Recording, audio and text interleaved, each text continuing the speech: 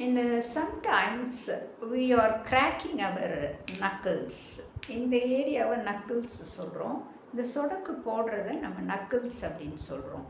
Normally we do this when we are nervous. கொஞ்சம் நர்வஸாக இருக்கும்போது, கொஞ்சம் லெஸ் கான்ஃபிடெண்ட்டாக இருக்கும்போது, when we don't know what to do, அப்போது we are doing this. இதை எப்படி சொல்லலாம் இங்கிலீஷில்?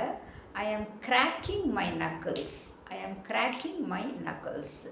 Don't always crack your knuckles. Like this we can use.